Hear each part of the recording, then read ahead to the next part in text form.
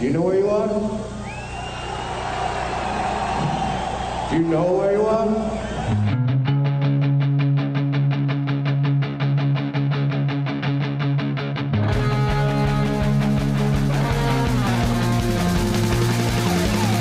This is Appetite for Distortion.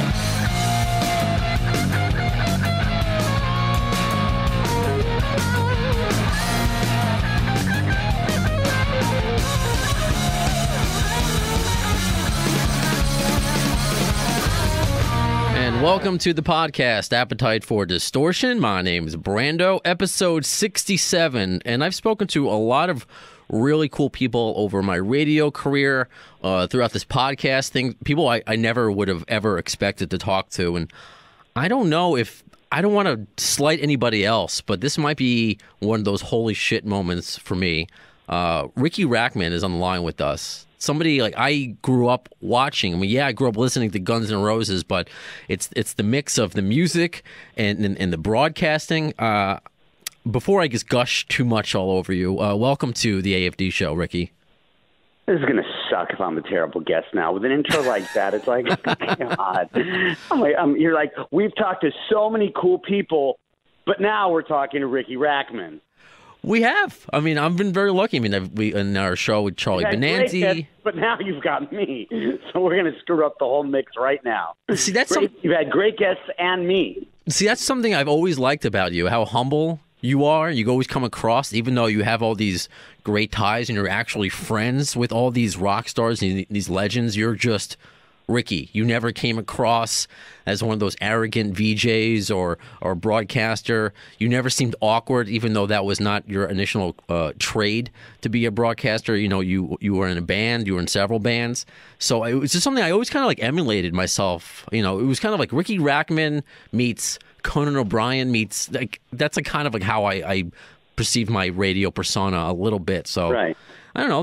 Thank you. This is cool for me. My arrogance came whether I was on TV or not. So that was always good. I was always just kind of, I'm a contradiction in the way that I'm very, I wouldn't say egotistical, but I'm also very, very hard on myself to a fault. But like, I think I'm great, but I also think I'm a piece of crap. And I'm my own worst enemy, my own worst critic. So that also kept me never thinking like, hey, I'm this great. And the good thing about my job is anytime I did think that I was doing something great, there was always plenty of people to tear me down.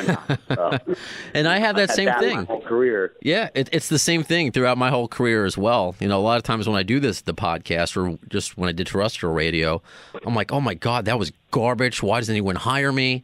And I go back and listen. I'm like, oh, that wasn't that bad. That was okay. Right.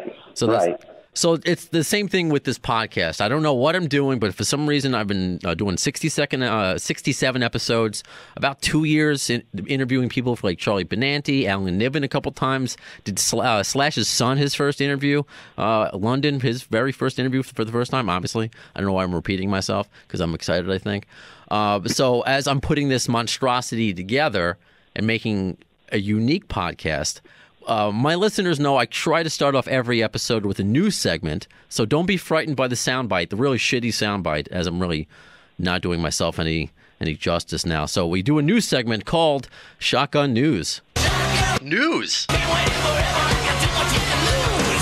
Get it? Because it's Guns N' Roses, and Riki's hanging up right now.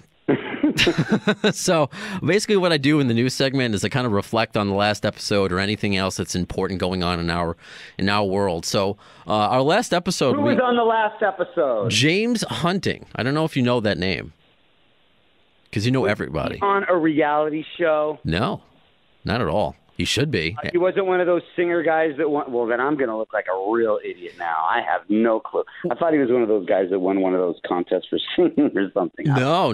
Well, I'm sure he was somebody that was very, very important. Or even worse, he's probably somebody that I know. Well, maybe here's the tie. Were you friends with West Arkeen? Of course. So, exactly. So, James was the bassist on West's band, The Outpatients, 1996.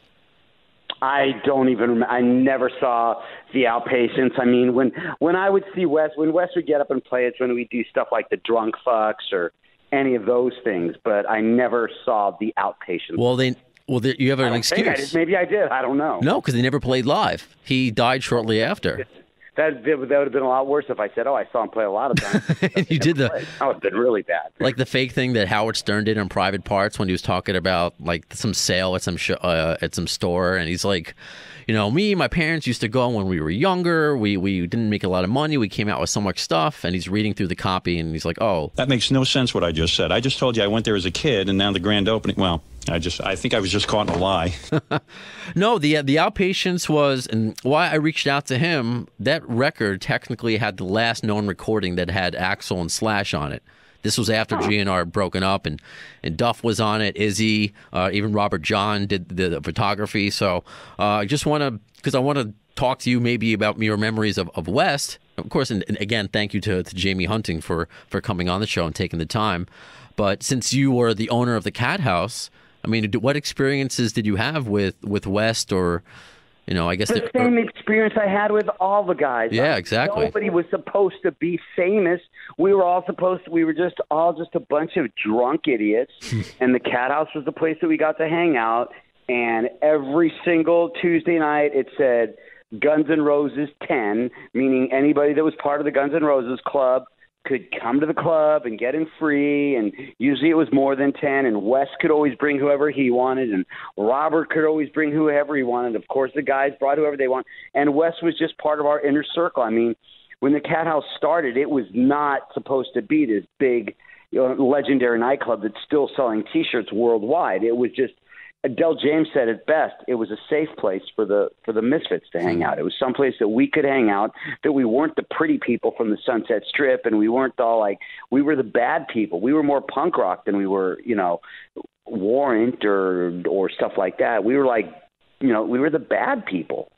We didn't say we were, because the bad people never say they're bad. But we were the ones that we were the gypsy junkies of rock and roll. And West was family. West was there, as well as, the guys and Todd Crew and all of us. We were part of that core circle. Mm. And I guess interviewed Billy Rowe from Jet Boy as well. He was talking. What a nice guy. Oh yeah. Guy. Oh yeah, and it was really nice to hear him say, after everything that happened with Todd, and maybe some of the weird feelings. I can't think of a better word than that. Just, I don't want to build any negativity towards it. Maybe what happened with Slash. And he just said, you know what? Regardless of what happened, it sucks that he has to live with that. And he kind of hopes that maybe there will be a reunion bill with Jet Boy and GNR, since GNR seems to be reliving a lot of their old days. Never will happen. You don't think so? Yeah, I doubt that. I mean, first of all, I love Jet Boy. I like the music of Jet Boy. I saw Mickey probably a month ago. I still am in contact with Mickey once in a while. And whenever I see any of those guys, I think they're great.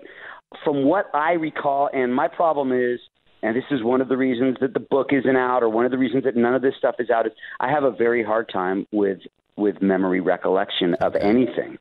But from what I do recall was that when Todd was kicked out of Jet Boy, it was not a good thing. And what happened was, the guys in Guns N' Roses, I opened up a club for one night, called it Night Train. And the band that was playing was the Drunk Fucks. And pretty much it was everybody setting up a band for Todd.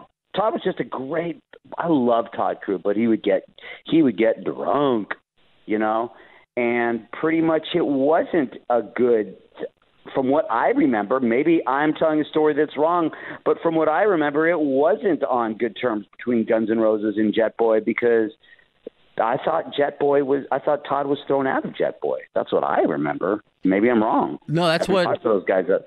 That's what Billy said. He was thrown out kind of in the same way that Adler was thrown out of GNR, and there was some sort of hypocritical feelings at the time. And Billy just feels now, and today in the present, that it could be healing for all the members and maybe pay tribute to Todd. But, that's just me and my wish list. I think that Guns N' Roses would never do anything like that. When Guns N' Roses is looking for a band that might open the show, they'll probably look for a band that's selling 1 million records.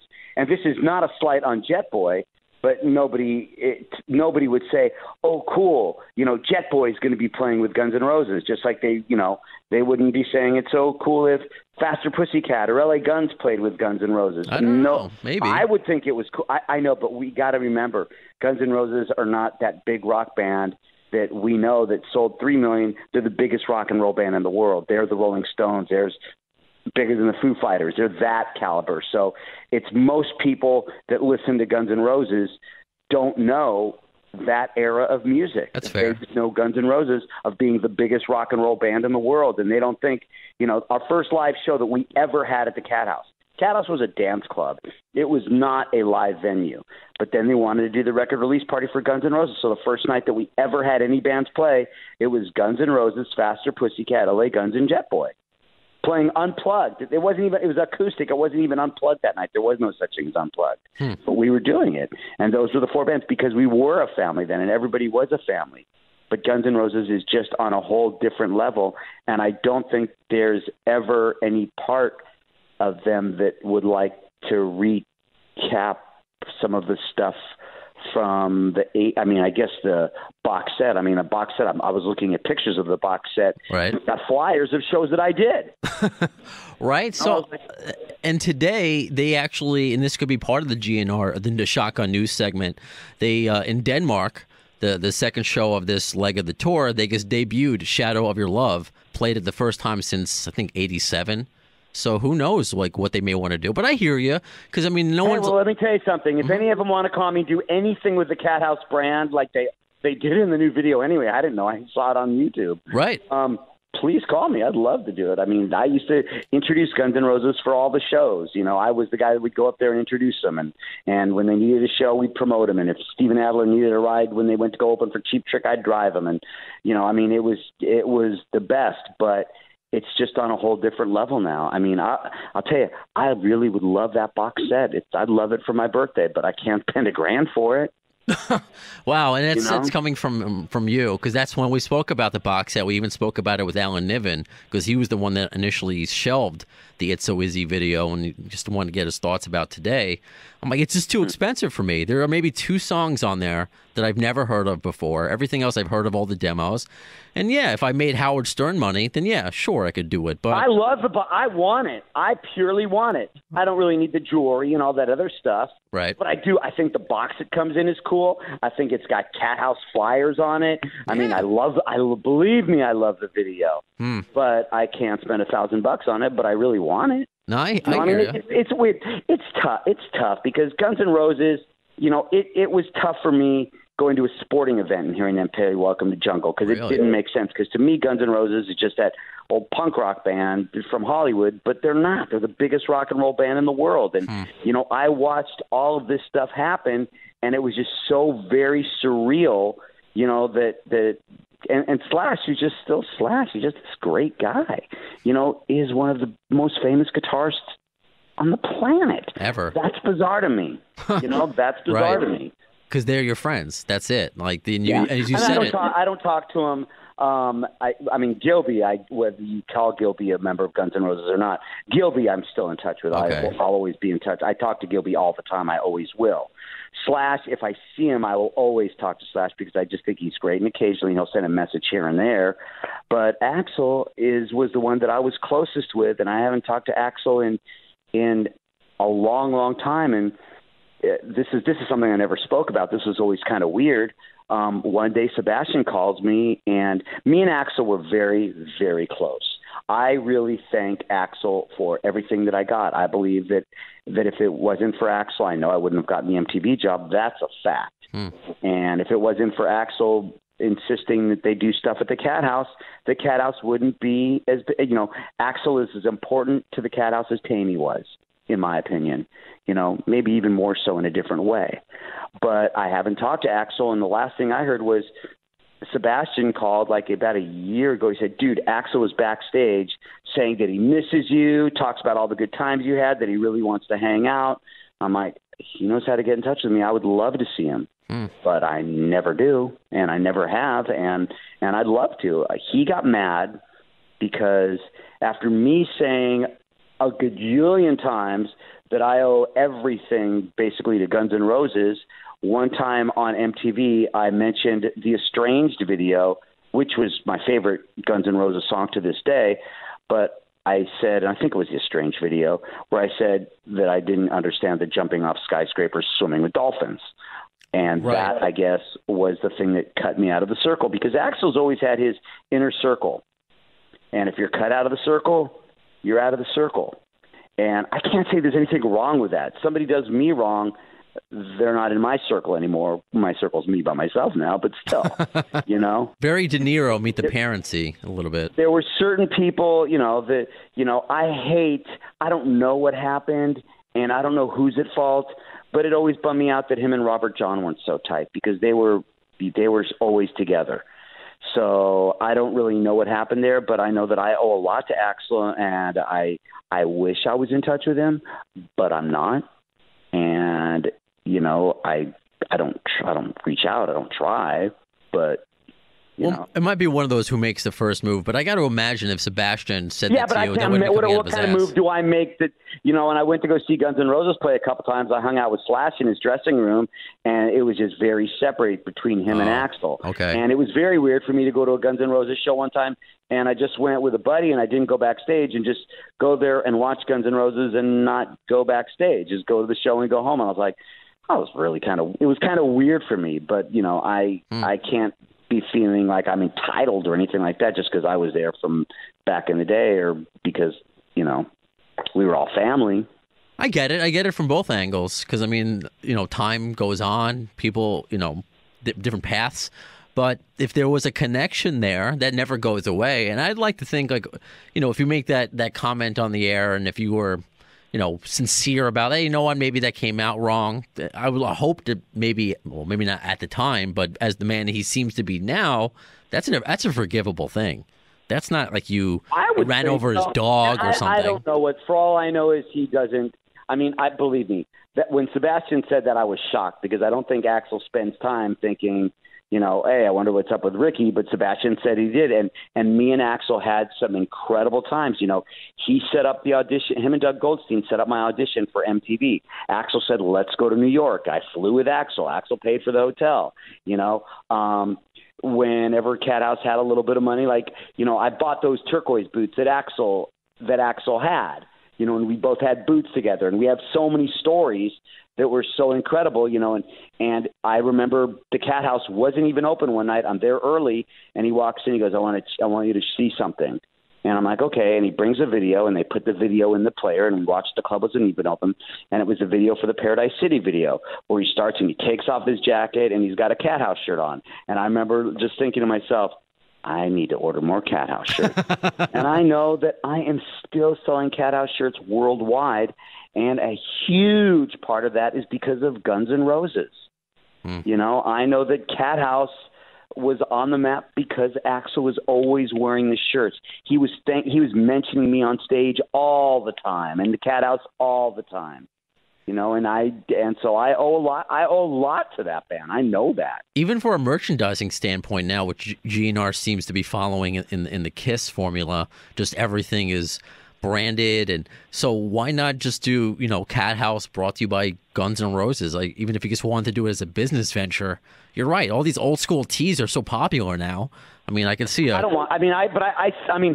my shirts at CathouseHollywood.com. Okay. I don't want them to do one. I don't want to lose grasp of it. The truth is, with the new video that they just re-released, it was shot in 1989 entirely at the Cathouse. I watched the video, and I'm watching it for the first time on YouTube, and it says Guns N' Roses, and then the Cathouse logo comes on. I'm like, nobody asked if they could use it. Nobody asked if I would sign anything.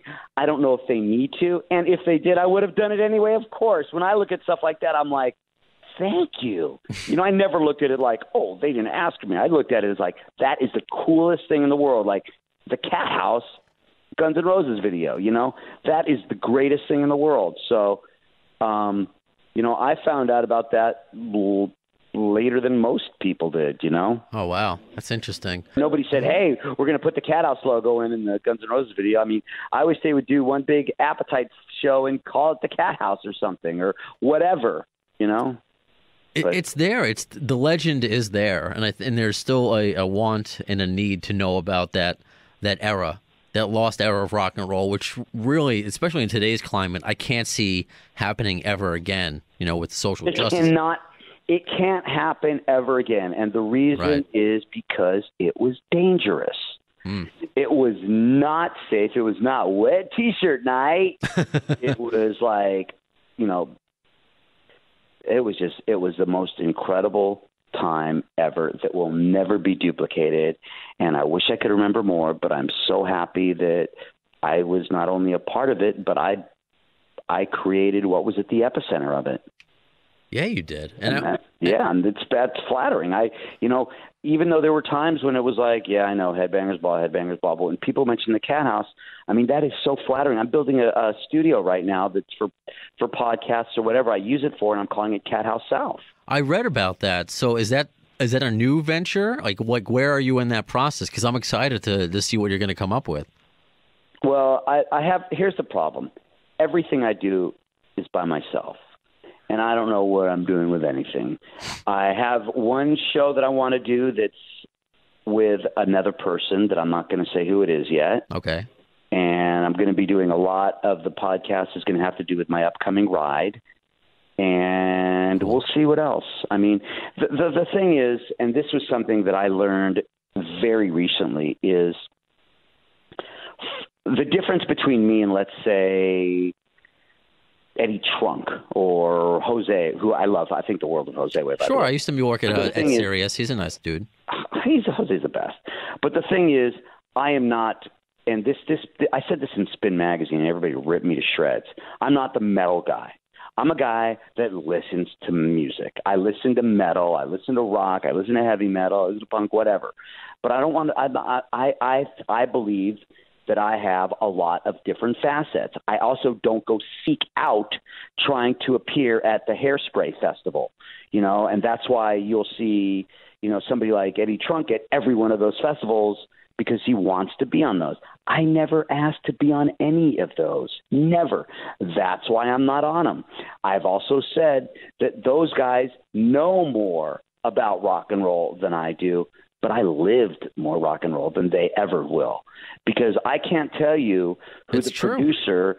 I can't tell you who the producer of the UFO album is, and I can't even tell you what the B-side of a lot of singles are. Mm-hmm. But I can remember what happened when me and Slash woke up in the gutter. Or I can remember, what am I going to do when Axl's chasing David Bowie down the street, or helping Stephen Pearcy when he just got the shit beat out of him in front of the Rainbow. These are the things that happened to me. This was my life. This is not putting down those guys at all. And especially, if there was ever a Headbangers Ball and they didn't ask me to do it, I sure hope they'd ask Jose, because Jose is a metal guy and he admits it. Right. But because with the reason that I'm saying that is, for a while, I wasn't really into talking about the Headbangers Ball. And if people wanted to talk to me about my charity motorcycle ride I did, or if they wanted to talk about my NASCAR show, or they wanted to talk about Cathouse, I didn't really want to talk about Headbangers Ball, because I felt like, look, that was 90 to 95. I am more than just a Headbangers Ball guy. You didn't want to be pigeonholed.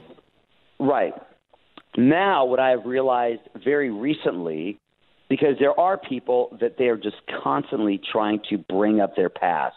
Hey, I'm that guy. This is who I used to be. This is who I used to be. Right. That's all they do, okay? And I like to think that I'm somewhat relevant today, whether it's true or not. However, what I've recently realized is that attitude is extremely selfish of me. And this is something I've realized in the past week or so.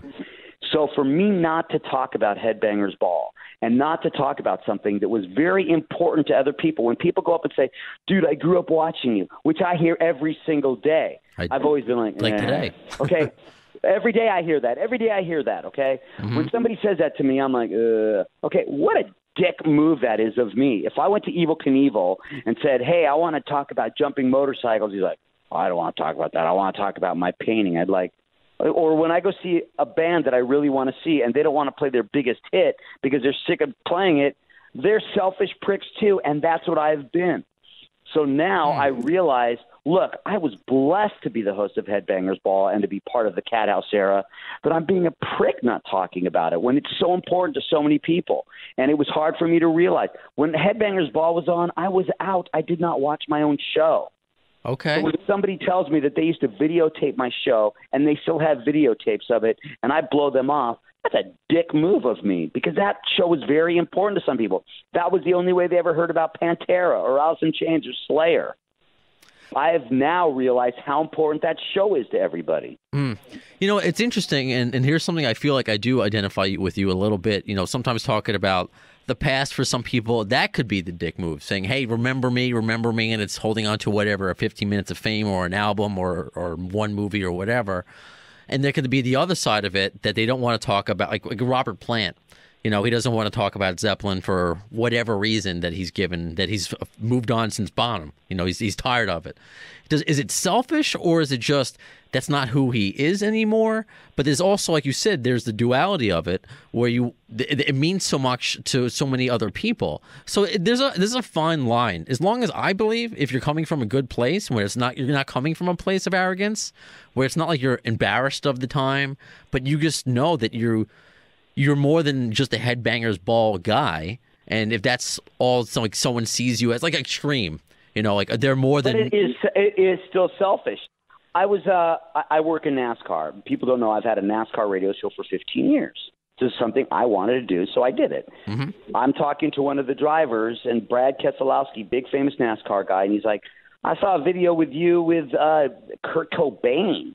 I'm like, yeah. He's like, what did you used to do? It's like there's people that have no idea. There's people that only knew of me from Daisy of Love and Rock of Love and Charm School. Oh, wow. I've been very lucky that I've got all these aspects, but I did not want to be the guy from Headbangers Ball, but I am.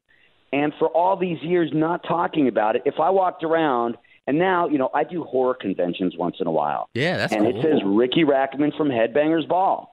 And there's some people, like, I don't want to be like, spend my life like, hi, I'm Butch Patrick. I was Eddie in Munsters. I've done radio with Butch a few years ago, and he's still doing that. So that's really funny you mentioned that. He's still pushing. Okay, I'm using something hypothetical. I know that, but it's just, I don't know if that's true or not, but it's like. But it's true. That's why it's funny. If I walked around and my name's Riki Headbangers Ball Rachtman, that'd be stupid. I do a whole bunch of different stuff, but it's like, you know, I just bought a new house in January, and this is the first time in 4 years that I'm hanging up all the gold and platinum records I have. You know, it's like I wasn't embarrassed of my past because I have the coolest past, but I should be championing it, and it was selfish of me not. I mean, yes, it gets monotonous when you talk to somebody and all they want to talk about is the same stuff, but that's important to them. So it's my job to suck it up and talk to them with the excitement that they are asking them about it. You know, okay. If I get to meet, you know. I'm sorry, if I get to meet Richard Dreyfuss, I'm sure going to ask about Jaws because that's my favorite movie in the world, you know? And he doesn't want to talk about that, I'm sure. But, you know, it's selfish of me to not talk about that. Well, that's an interesting perspective. And I think that's really cool because, I mean, I'm gracious that you came on this podcast and you said in the tweet you put out at Rev Riki Rachtman that, you know, a lot of people have been asking you to do radio, I mean, aside, of course, from the NASCAR show, but to talk about Headbangers Ball. And now you're deciding to open up and talk about it. And before, because I want to get to the main reason why you put out that tweet and the importance of StopSoldierSuicide.org, right?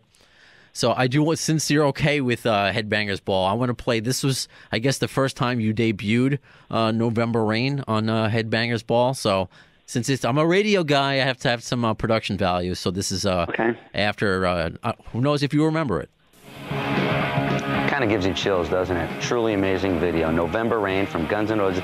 Did you see my 3 seconds of fame in that? 3 seconds, like 0.3 of a second in it? About the video, that last part that you see where with Axl just sitting there in the rain in the tuxedo, I mean, it looks like it could be a movie. If he's ever, I don't know if he has any plans of getting into acting, but to me, that is just a very powerful scene. And I'm not really sure in the video how Stephanie Seymour dies in it, but from what I hear, that may be answered in the next Guns N' Roses video. We'll see. I thought that was a totally amazing video. I'm sure you're going to be seeing a lot on MTV, and you're going to hear a lot of people talking about it. Very, very powerful stuff. Hope you enjoyed it. I enjoyed it, and we're very glad to world premiere for you on the Headbangers Ball. Look at that. And if you're a Guns N' Roses do you remember fan, that at all? And who isn't? You stay tuned because we've got some amazing stuff I remember coming up later on in the show. I remember I've had bands come up and tell me, "Yo, you interviewed me on Headbangers Ball," and I walk away and say, "I never met that guy before in my life." That's and then sure funny. enough, there they are. Well, what about, do you remember the actual filming of November Rain? How about that? Yes. Okay. Yes. First of all, I'm not the guy that went through the cake. Okay, I'm not the guy in the cake. Okay. All right. I showed up at the Rainbow for the segments at the Rainbow that I was not in. We stayed up all night long, all the way up into the next morning until we went to the church, and it just took all day long. And then they just, Axel always used his friends. Axel always wanted to put his friends in stuff. So Axel said, I want you to be in the wedding scene.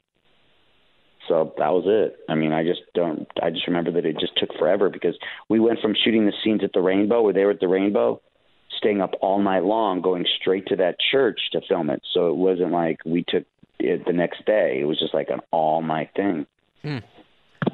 Do you, what was the main reason why Axel tried to get you, or successfully did, be the host of Headbangers Ball on MTV? Like, what were your aspirations at the time? Because you were doing Cathouse, and were you also in bands at the same time? Like, how did that happen? Not doing anything. I wasn't in any bands that were doing anything. Okay. I don't remember what happened. The first time my name was ever on MTV, Faster Pussycat was a guest on MTV.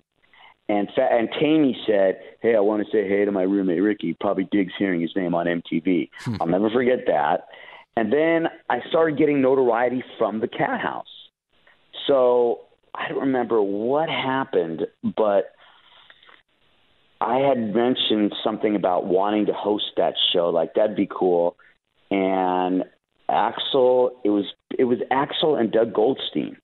And I don't remember, but they said, "Hey, They set up for me to be a reporter in LA, to report from the Cathouse and do stuff. And the Cathouse, we didn't have internet and stuff like that, but the Cathouse was still very well known as far as rock and roll goes. That was like, people are like, "Oh, I heard there's people having sex in the stairways. I heard there's this," and most of the stuff was true.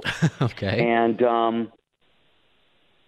I don't remember what happened, but I remember Axel saying, "Hey, we got you an audition."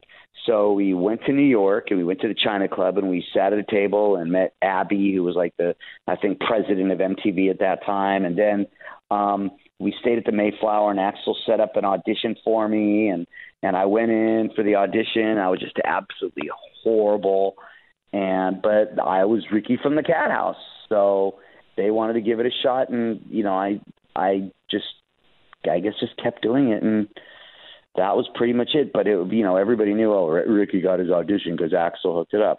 So what? But I did. You still had to be successful at it. You still, if you went up there and just, froze and started just sweating, I was pretty shitty when I first started. I wasn't very good. I was really nervous, and I used cue cards. And then what happened is, I stopped using scripts. I stopped using teleprompters. They would tell me the video, and I would say whatever I wanted. Right on. And there was so much drama with me bringing girls or girlfriends and breakups and all the stuff that would happen behind the scenes. And sometimes, like the first time we used to hang out with there was like 7 or 8 of us, and we were called the Alumni. And we all wore those leather vests like Axel wears in the It's So Easy video. Okay. They said Cathouse. They were 3-patch vests. They said Cathouse in Hollywood. And, that was something you never let anybody else wear. There was initiations. It was our gang. And it was something that was very, very important to us. And Axel used to wear his vest all the time. When we go out, we'd wear our vests, and the Alumni would go out and cause trouble. And the first day that I got the job at MTV, I went out there and I brought all my friends with me, and we go to some club and we get in a massive fist fight with all these people. And the producers from MTV are like, "What the hell did we get ourselves into?" It's like, here's this guy, Ricky, and all his friends, and they're all getting in fist fights. And they were just like, because I wasn't, a VJ.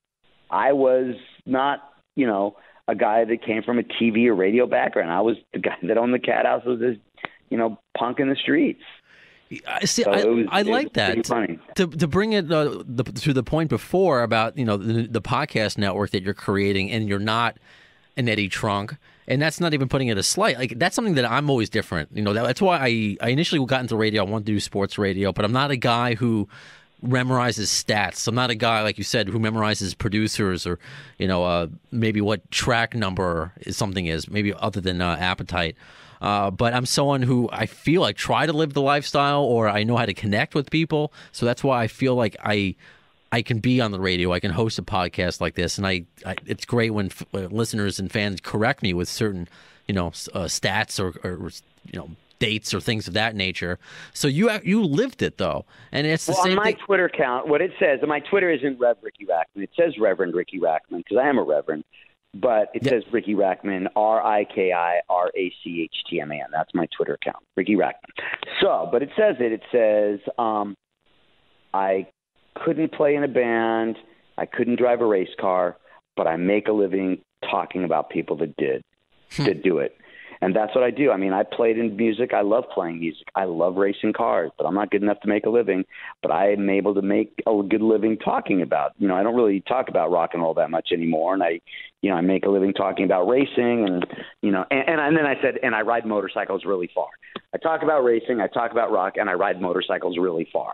Oh, yeah, you said you didn't know how to talk shop. Like, you know, like all the parts and things like that. I saw your tweet the other day. I have no idea. I mean, I like that. I'll ride my motors. It's like, I mean, me and Tammy would be in LA and we're like, hey, let's go to Mexico for lunch. And we do that. And I've ridden coast to coast 9 times, Mexico to Canada 3 times. Cool. And I couldn't tell you the first thing about working on a motorcycle. I don't need to. But you have the passion, and that comes across in your voice, and that's why, you know, even before you decided to do this interview, we had a little back and forth on Twitter when you said, you know, you might want to create another show like you had with Dr. Drew and Adam Carolla, and I suggested Loveline. Yeah, I'm going to do a show. I mean, I will tell you this, which is more than anybody knows. I'm going to do a show, and the topic is love and sex and relationships, but it's not coming from an expert's point of view. It'll come from the point of, you know, talking about the stress. I mean, it sounds as innocent as it is, but the stress of the first kiss. The first kiss is a lot of times a real stressful thing. This doesn't mean that this is a family-friendly thing that I'm talking about for kids. I'm talking about me, a guy, slut, pig. When you meet a girl that you really like, it's really hard to do that first kiss. Sure. You know, it's and I'll talk about relationships and I'll talk about bizarre things, but I want to talk about difference in cultures of men and women. And like I did on Loveline, it's not an advice show. It's a show that shares experiences, and that's what I want to do. And the reason I want to do that is because it's easy, and it's going to be. I've got my co-host already. Okay. And it's something that's going to be. It's going to be really, really cool. I'm looking forward to it because, you know, so I'm excited to see like who you came up with, because that's what I would want. I don't want someone giving me advice. I want someone to share their experiences and see how I relate or don't relate, and just make it applicable to my life. And that's what I like. What you did. Well, the first thing that I'm going to be doing is going to be revolving, and I don't have a whole lot of time. But the first thing that I'm going to be doing is going to be a podcast that basically is a daily report from Riki's ride. This year, I'm riding my motorcycle 18,000 miles. My route is designated by people on social media, and every day I'm going to go on and tell everybody, okay, hey, today I was in Oklahoma. We went to this place that had this barbecue, and oh my God, I went and played chicken shit bingo in Austin, Texas, or I swam like a mermaid in Great Falls, Montana, or I did, you know, so I'm going to be doing that just because the rides are the things that I think I'm most proud of, because the rides, I go ride anywhere in America and people come and stop me and visit me and have fun with me. And there is nothing cooler than that. You know, it's just so fun. That's why I'm glad you're going to get your voice out there, regardless of whether it's a romantic show, whether it's Riki's Ride, whether you want to do not a metal show, but something where you're talking about Headbangers Ball, to get your voice out there, because you have, you know, great opinions, you have great stories, and I think you're a voice that's missing in rock right now, which is, I mean, at least here in America, is hurting. Here's the other reason that I'm starting Cathouse South is I tried so hard to get a job at Sirius. I said, look. They wouldn't hire you at Sirius? They won't even return my Get the fuck out. Fuck, oh, whatever. They would not. And here's the thing. It's like, I'm like, hey, you can put me on liquid metal. You can put me on Ozzy's Boneyard. You could put me on Hair Nation. You could put me on Volume. You could even put me on NASCAR Radio. They have the worst. Put me on any of those things. things. God. They wouldn't even return my calls. And every so often I would send like a little text like, hey, let's talk about this since this is coming up. Why don't you have me as a guest on this show, on this channel they have called Volume, where they do nothing but talk about music. You're better than a Nick Carter. Like I just like they won't even return my calls. That's offensive to me. So it gets So it gets to a point that I'm like, maybe I'm not that good. Maybe I'm not that interesting. Who am I? Like I would think. I mean, maybe it's my own ego, but I would think having Riki Rachtman on your metal station would be pretty good because I'm going to talk shit. I'm going to be very opinionated. I'm going to play music. And there's a lot of current bands that I'm still good friends with. Now, when I say friends, I don't mean hanging out backstage. I mean, these are the people that I hang out with. These are the people that I'll go ride 2,000 miles, just me and Chris Kale, or I'll hang from Five Finger Death Punch, or I'll just hang out and, just have like real conversations about nothing rock and roll with Mark Morton of Lamb of God. Or these are the people that are like, they're not bands. They're my friends that happen to be in bands. And that's the way it's always been. But they have no interest in that. That makes no sense. And I don't know if it's somebody there doesn't like me because they know that I'm not going to be the typical lolly guy. I'm opinionated. My opinions have got me in fights. My opinions have got me in trouble. But that's just the way I am. They don't have to deal with them anymore. But, they had Opie and Anthony for God knows how many years. They need the names. Once Howard leaves, he's not going to be there forever. They're going to need the names to bring people in. So, that's fucked up. I said, look, I decided I was going to do a show called Radio Cathouse on KNEC in Los Angeles. We put it on late at night, one night a week. It was the highest rating that station ever got. I played music, and I'd have every type of music. I might have, the guys from Anthrax on, and then for the hell of it, bring in a guy from Social Distortion. We would do everything, but we'd always talk about everything. It was the highest rating that show ever got. When I did Loveline, I got a 19 share in Los Angeles, got that show syndicated. Now, what happened was I did talk radio in L.A. for a while, had a very successful talk radio career, and I beat up another DJ and lost my job and it's a whole long story. Okay, I find it very hard to believe that that's the reason that they're keeping me off radio. I don't believe the whole Kathy Griffin, I'm blackballed story. I think that there's somebody that's probably at Sirius XM. I'll just say it this way. I believe there's somebody at Sirius XM that's just flat out intimidated by me, that doesn't want me there because they're worried that I'm going to be there and I'm going to be intimidated. I'm not going to be a kiss ass. I'm going to be honest and I'm going to have fun. When I was a little kid, there was Wolfman Jack on the radio. Sure. And Wolfman Jack used to get on the radio and he'd say, and all the people that are partying at the drive-in, and I know you're out there. And I was like, fuck yeah, man. They're having a party with Wolfman Jack. Nobody does that. I could give a rat's ass who wrote the liner notes on the European import of this song. Right on. I could care less about it. But I'd rather have fun with the guy that's driving in his truck that wants to know how cool Dimebag Darrell was. And if I tell you how cool Dimebag Darrell is, chances are I'm going to tell you because I hung out with him, not because I was the MC at the record release party. Right. I hate that when people in my radio world they say, "Oh, my buddy, my boy," and they're not your friend. What? Because they follow you on Instagram? No. People would rip me to shreds because I was always saying, my good friend. And I watched the shows and I'm like, oh my God, I just said my good friend's suicidal, my good friend's Glenn Danzig, and my good friend Body Count in the same show. I would hate me if I was watching. However, my birthday party's next week, and those guys are playing my birthday party and not getting paid. So the cool. problem was those people were my friend. I still look at Ice-T as being a friend. Yeah, I guess so. The way you guys put up, but that's different. That's a radio crutch. So if you actually went back and watched yourself, you would pick up on those things. Oh, I'm saying that too much, even though you were being serious. But I did. And I was criticized. Oh, everybody's his friend. Well, the problem was they were my friends. The problem is my friends just happened to start in bands. Now, all these people that I'm saying were my friends before they were ever in a band, you know? Right. So, but it really was, you know, because I owned the Cathouse. These people were my friends. You know, I'll tell you what, though. I will say this, because you mentioned the serious thing, and before, of course, we get to the charity, things that I kind of relate to you as in a lot of ways throughout this conversation. So I hadn't said this on the air yet. So I was at Sirius for a year. I kid you not, I printed out the job sheet, the amount of jobs that I applied to. And I know it's hard getting jobs in radio, but there were 80 jobs that I applied to, 80. The only reason I finally got in was a friend of mine I went to college with, and he got me a job at the Catholic channel. Now, I know you don't know much about me, but I'm a Jew. It's not like you see horns in a tail, but I don't care about radio is radio to me. I figured that's how I work my way up.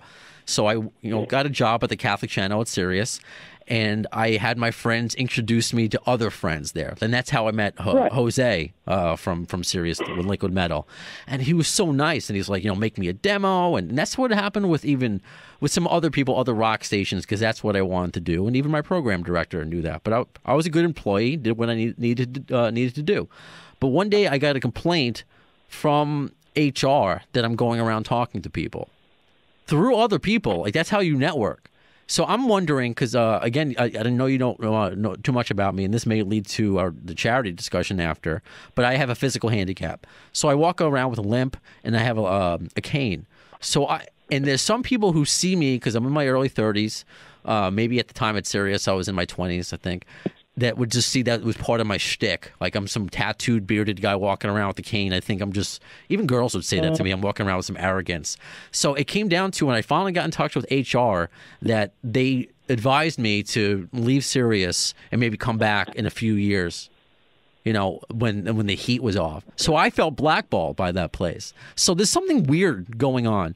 And that's only me. I'm a nobody. But for them to do that to you, Ricky, is fucked up. But it wasn't that they did it to me. It got to be the point that feels like it. Myself, I'm like, wait a minute. I'm the guy that hosted Headbangers Ball. Wouldn't you be interested in doing a show called Riki Rachtman's Ball on Saturday night? And this is not to slam those other guys, but they've all been kind of pricky. And some of them are nice, but I'm like, guys, you guys are on satellite radio. I don't give a rat's ass, okay? And it sure wasn't money because, I just bought a house. I'm doing fine. It wasn't a money situation, but for you not to be interested in hearing Radio Cathouse or doing a show called The Ball or not even ask me to cut a demo? That's insane to me. So my thing is, it's like, fuck, they're serious. They must know what they're doing. I must not be as big as I think I am. And so I question myself. And then I'm like, why can't I get a job? Why won't they even return my calls? And then I'm like, I think somebody's either intimidated. It's like, I love Jose. I think Jose is great. I think he's got a great attitude. He's an awesome dude. He's always complimentary to me. But it's like, dude, why didn't you put me on the air one time? Once. Not even as a guest? Let me do a show. Never. Oh, no, he's had me as a guest. Oh, okay. And this isn't slamming Jose. I like Jose. No, because, he's... And I think Jose does a great job. But I'm like, dude, if you're the guy that's in charge, I was the host of Headbangers Ball. Let me do a show that just plays thrash. There's always somebody else in charge. Let me do a show that just plays There's always somebody else. Jose is the program director, but there's always somebody above him that makes all, those money. Whoever it is. They used to have a guy there, and I don't mind this being on the air at all. They used to have a guy there that was named Greg Steele. Okay? Greg Steele jerked me around for well over a year. And he was just having fun, batting me around like a kitten. This was his fun. I don't get it. I was not broke, okay? I had a syndicated show on 100 radio stations, and he was just being a dick. And I'm just like, whatever. So the thing is, I don't beg for work. I'm not desperate. I honestly wanted to do it, and I know this sounds goofy, but for the craft of wanting to tell my rock and roll story. I hear you. Wanting to have a good time, wanting to play music. And you guys don't want to do it? You guys don't even want to give me the chance? You don't even want to return my calls?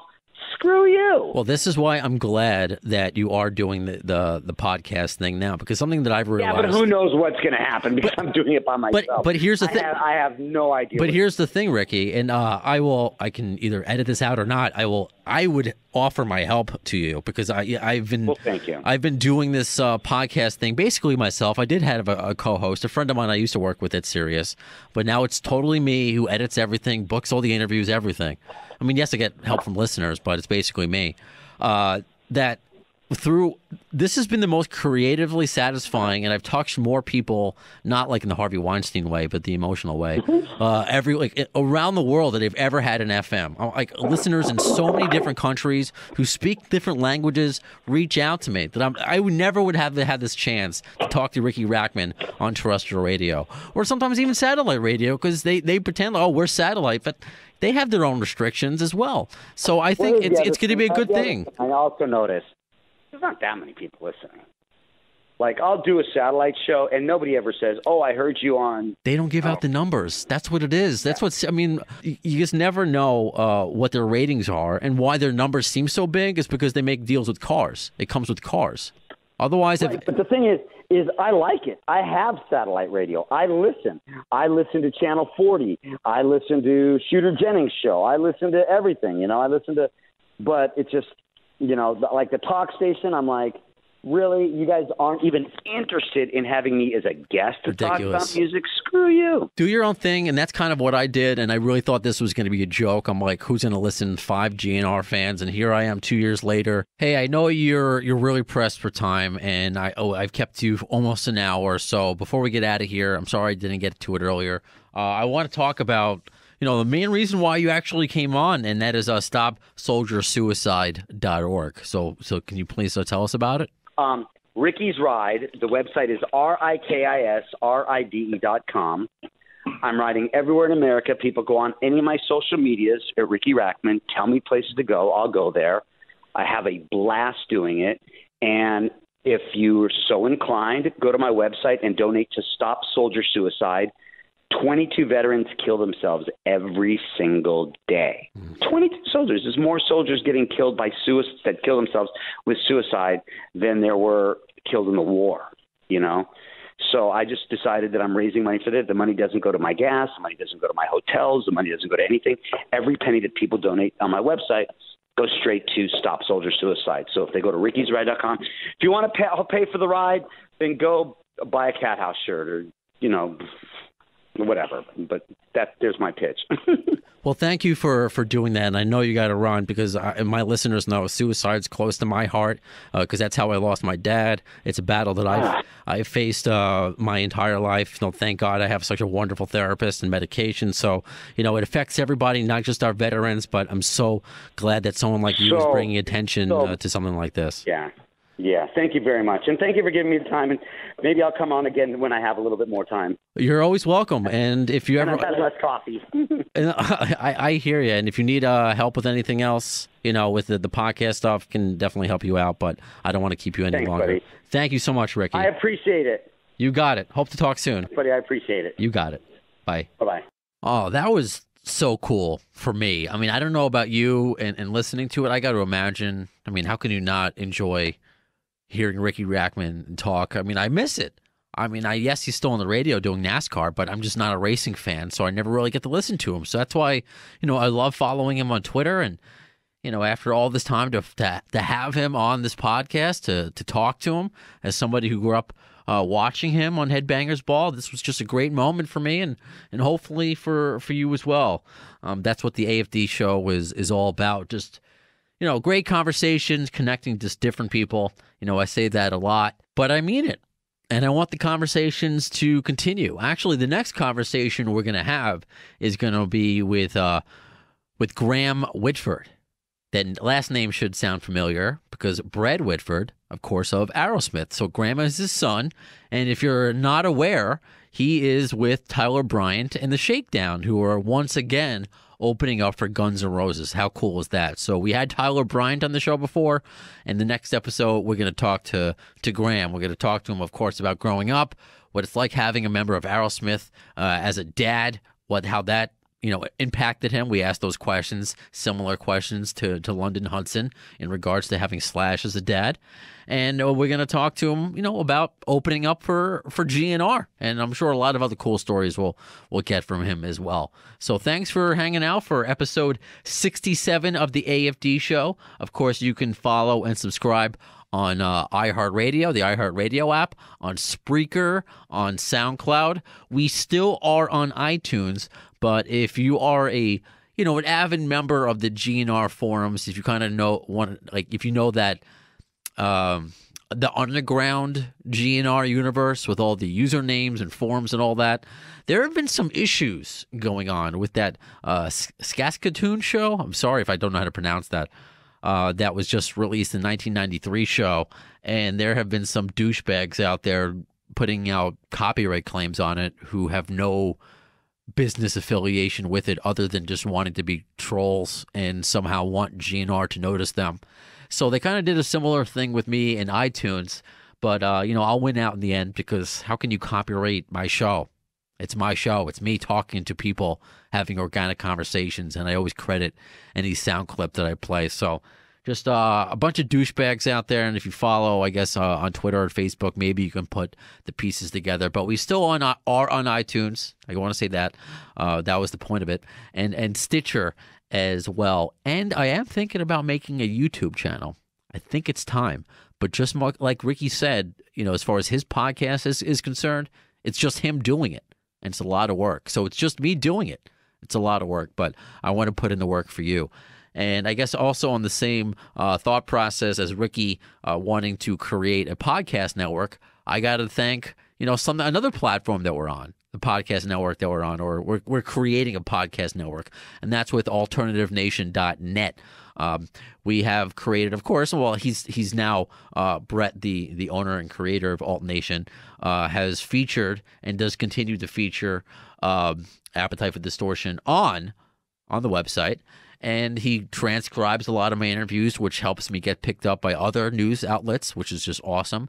And if you haven't noticed, maybe if you follow us on Facebook and or Twitter, facebook.com/the AFD show, or on Twitter @the AFD show, I have tweeted out about a couple interviews I did for a new podcast with the Alt Nation podcast network, and that's Desperate Times 90s Music Podcast. That's a great Facebook page if you want to follow that. I did interviews with Sully from Godsmack, and recently interviewed the former manager now of Jeff Buckley, Dave Laurie. So those interviews are out there. You can actually watch them. We did Facebook Lives. So a lot of cool things have happened. A lot of cool things could happen down the road, and that's all thanks to you. I wouldn't be doing this podcast. There's no way I'd be talking to Riki Rachtman today. To the lame ass security, I'm going home.